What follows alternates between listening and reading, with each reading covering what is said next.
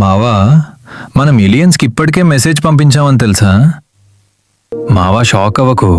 ఆ మెసేజ్ ఇప్పటికీ స్పేస్లో ట్రావెల్ అవుతూనే ఉంది.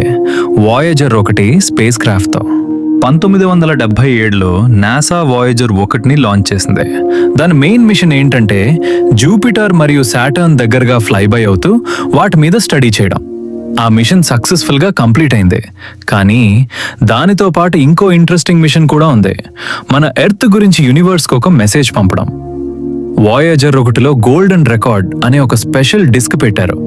దాంట్లో మన earth sounds, music, nature sounds, ఇంకా డిఫరెంట్ లాంగ్వేజెస్లో గ్రీటింగ్స్ కూడా రికార్డ్ చేశారు. ఆ మెసేజ్ ఏమిటంటే మిల్కీవే గ్యాలక్సీలో ఒక కార్నర్లో ఎర్త్ అనే ప్లానెట్ ఉంది. ఇక్కడ హ్యూమన్స్ ఉంటారు, బ్యూటిఫుల్ నేచర్ ఉంది, హ్యూజ్ బయోడైవర్సిటీ ఉంది. ఇప్పటికే వాయేజర్ 1 మన నుంచి 25 బిలియన్ కిలోమీటర్ల కంటే ఎక్కువ దూరం వెళ్ళిపోయింది.